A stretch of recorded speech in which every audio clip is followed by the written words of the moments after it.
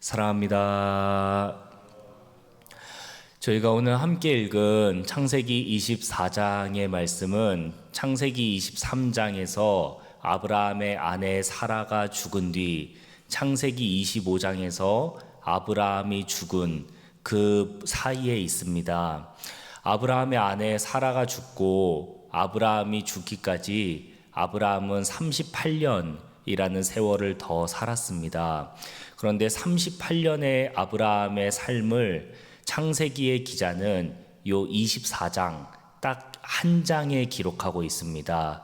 이 앞서서 창세기 12장부터 등장했던 아브라함과 아브라함의 가족들의 이야기가 상당히 길었던 것에 비하면 나머지 아브라함의 38년의 인생, 사라가 없이 지낸 그 삶을 요 단 한 장에 기록했다는 것은 아브라함과 그 삶이 이렇게 38년의 세월을 한 장으로 압축할 만큼 창세기의 기자는 아브라함의 인생의 후반부의 사건을 요 하나의 사건으로 요약할 수 있다라고 생각한 것 같습니다. 그런데 아브라함이 사라가 없었던 38년의 삶 중에서도 요 창세기 24장의 내용은 딱 하나의 사건만을 기록하고 있습니다. 그것은 바로 아브라함의 아들 이삭의 아내를 구하는 일이었습니다. 그래서 아브라함이 이 38년의 세월이 한 장에 담겨 있고 그 38년의 세월을 딱 하나의 사건, 아들 이삭의 혼처를 구해주는 사건으로만 기록했다는 것을 보면서 이 창세기의 기자가 이 사건이 얼마나 중요한지를 강조하고 있다는 걸 알 수 있습니다. 그런데 심지어 창세기에 등장하는 모든 이야기 중에서 이 아브라함의 아들 이삭의 아내를 구하는 이 이야기가 이야기상으로는 가장 깁니다. 그러니까 이 내용이 또 얼마나 중요한지를 우리가 생각해 볼 수 있습니다. 창세기 24장은 아브라함이 아들 이삭에게 아내를 구해주는 장면입니다. 먼저 오늘 본문인 31절부터 나누기 전에 이제 이전에 어떤 말씀이 있었냐면 바로 아브라함이 아내가 죽은 뒤에 이 자신의 종 엘리에셀을 불러서 너는 내가 살고 있었던 친족들에게로 가서 내 아이의 이삭의 아내가 될 사람을 데려오라 라는 말씀을 합니다. 그래서 아브라함과 엘리에셀이 굳게 약속을 하고 맹약을 하고 엘리에셀을 보내는 장면이 나옵니다. 이때 아브라함은 엘리에셀을 불러서 자신의 사타구니 아래 허벅지 아래에 손을 넣고 맹세하게 합니다. 이것은 나의 생명을 걸고 하는 약속이다 하는 하나의 의식인데요. 아브라함이 이렇게까지 강하게 엘리에셀에게 약속을 했던 이유는 무엇일까요? 그것은 바로 아브라함이 하나님과 했던 약속을 기억했기 때문입니다. 아브라함은 하나님께서 자신에게 약속하셨을 때 바로 이 땅, 가나안이라는 땅을 하나님께서 나에게 주셨다 하는 사실을 기억했습니다. 그래서 엘리에셀에게 너는 가서 내 친족들이 살고 있는 곳에서 여인을 데려와서 내 아이의 이삭의 아내로 삼게 해라 라고 얘기했는데요. 그렇게 엘리에셀에게 얘기했을 때 또 하나 얘기했던 것이 너는 절대로 내 아들을 데리고 그곳으로 가지 말라 했습니다. 사실 엘리에셀이 이삭의 아내를 구하는 가장 쉬운 방법은 이삭을 데리고 가서 이삭에게 네가 마음에 드는 여인을 나에게 알려줘라 하면은 얼마나 편하고 얼마나 쉽게 이삭의 아내를 구할 수 있었겠습니까? 그런데 아브라함은 절대로 그렇게 하지 말라고 했습니다. 2번이나 강조했습니다. 너는 내 아들 이삭을 절대로 데리고 가지 마라.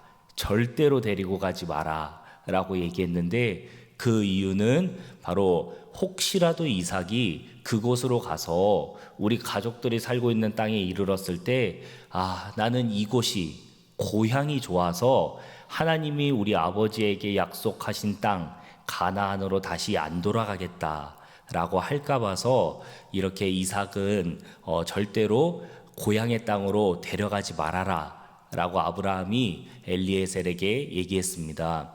이렇게 아브라함이 엘리에셀에게 말한 것, 이것이 바로 오늘 본문 앞에 있었던 이야기인데, 이 내용들을 보면서 저는 그런 생각을 했습니다.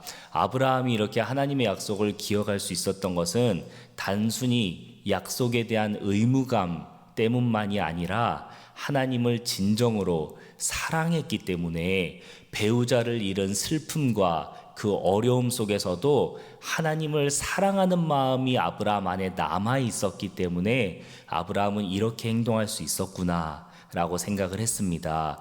그리고 이렇게 하나님을 사랑하는 마음 때문에 이런 결정을 했다는 것, 그리고 그 이야기가 이제 오늘은 아브라함에게 이어서 엘리에셀에게까지 이어집니다. 그 엘리에셀이 아브라함의 약속을 받고 이제 하란으로 갔습니다. 그곳에 갔더니 아브라함의 친족 라반이 살고 있었습니다. 그래서 엘리에셀은 그곳에 도착해서 이삭의 아내감을 찾기 시작했습니다. 그렇게 라반의 집으로 도착해서 짐을 풀고 자신의 자초지종을 설명하는 장면이 바로 오늘 본문인데요. 이 아브라함이 엘리에셀을 보냈던 그 위치를 헤브론 땅 정도라고 계산했을 때 헤브론 땅에서 친족들이 살고 있는 하란 땅까지는 이 성경학자들이 얘기했을 때 지리상으로도 한 700km에서 800km 정도 되는 아주 먼 거리입니다. 낙타를 타고 이동해도 좋기 한 달 정도는 걸렸을 거리다라고 얘기를 하는데요. 이 엘리에셀이 이 이삭의 아내감에게 줄 정말 많은 선물을 가져갔다라고 성경에 기록되어 있으니까 얼마나 이 행렬이 길었겠습니까? 이렇게 많은 선물을 가지고 엄청나게 먼 거리를 이동해서 드디어 이 하란 땅에 도착을 했습니다. 한 달이나 걸린 이 엄청난 여행길이 이제 막 도착을 한 겁니다. 그러면 얼마나 힘들고 배고프고 피곤했겠습니까? 그래서 하란에 도착해서 라반이 차려준 진수성찬을 보고 맛있게 먹을 법도 한데, 아니 이 음식을 안 먹더라도 좀 몸을 씻고 발이나 손을 씻고 좀 쉬었을 법한데 오늘 본문에 보니까 그렇게 했다라는 얘기가 나오지 않고 오히려 엘리에셀이 내가 이곳에 온 이유를 설명하기 전에는 먹지 않겠다라고 얘기를 합니다. 사랑하는 여러분, 우리가 오늘 더 말씀을 나누기 전에 엘리에셀이 이렇게 얘기했던 이유가 무엇일까요? 쉴 수 있고 먹을 수 있고 그렇게 자신을 생각할 수 있는데 그렇게 하지 않고 내 주인 아브라함을 먼저 생각할 수 있었던 이유가 무엇일까요? 아까도 먼저 말씀드렸듯이 아브라함이 하나님을 사랑하는 마음이 먼저 있었던 것처럼 엘리에셀도 하나님을 사랑하는 마음이 있었기 때문이다 라고 저는 묵상했습니다. 이렇게 하나님을 사랑하고 또 자신의 주인 아브라함을 사랑하는 마음이 엘리에셀에게 없었더라면 아마 그는 먼저 먹고 마시고 쉬는 등 자기를 먼저 생각했을 것입니다. 그런데 엘리에셀은 하나님과 아브라함을 사랑했기 때문에 자신보다 먼저 주인을 생각하고 주인이 원하는 게 무엇인지를 생각할 수 있었습니다. 오늘 이 새벽에 말씀을 나누는 저희 모두도 하나님을 사랑하는 마음이 우리에게 가득해서 내가 어떤 결정을 할 때 그 결정이 사소하건 중요하건 어떤 결정을 하더라도 오늘 하루 우리가 어떤 생각을 하고 결정을 할 때에는 그 동기가 하나님을 사랑하는 마음에서 나오길 간절히 소망합니다. 이렇게 엘리에셀이 아브라함이 나를 이곳에 보낸 이유에 대해서 라반에게 설명을 했습니다.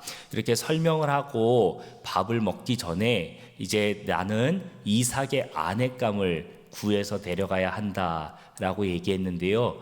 사실 엘리에셀은 이렇게 하지 않아도 되었습니다. 왜냐하면 이 이후에 엘리에셀이 아브라함과 했던 약속의 내용을 오늘 본문 후반부에서 얘기를 하는데, 그때 아브라함은 엘리에셀이 두려워하는 것을 알고 두 번이나 이렇게 얘기했습니다. 엘리에셀은 아브라함의 부탁을 받고 두려웠습니다. 왜냐하면 엘리에셀이 이삭을 데리고 가지도 못하는데 이 먼 땅에 도착을 하는 것도 어려운데, 이 먼 땅에 도착을 해서 이삭의 아내감을 만날 수 있을지도 모르고, 만난다 하더라도 그 여인이 반대로 엘리에셀이라는 이 늙은 종을 따라서 먼 곳 헤브론까지 다시 700km, 800km를 거슬러 내려와야 하기 때문에 이 여행을 따라올지도 미지수잖아요.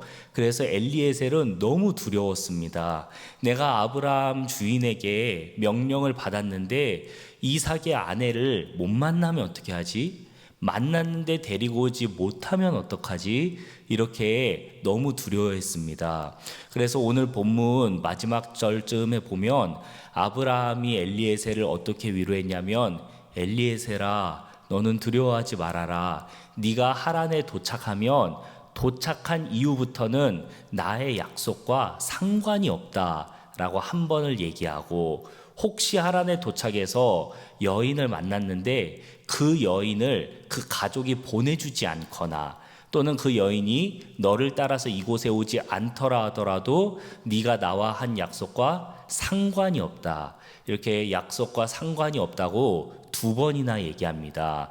그러니까 아브라함과 엘리에셀이 맹약을 맺었으나 아브라함의 허벅지 사이에 손을 넣고 이 약속을 지키지 않으면 나던 너던 생명이 끊어진다라고 약속을 했더라도 네가 하란에 도착하기만 하면은 그 약속과 상관이 없다라고 아브라함이 두 번이나 이렇게 엘리에셀에게 얘기했습니다. 그래서 엘리에셀은 이렇게 아브라함의 약속을 기억하고, 아브라함의 약속보다도 이제 내가 하란에 도착했으니까 어떻게 돼도 상관없다. 뭐 어떤 여인을 만나든지 못 만나든지, 그 여인이 나를 따라오든지 못 따라오든지 이제는 나랑은 상관없다라고 생각할 수 있었는데, 엘리에셀은 그렇게 하지 않았습니다. 그렇게 하지 않았던 이유는 다시 한번 말씀드리지만 엘리에셀이 아브라함과 했던 약속을 기억했기 때문이 아니라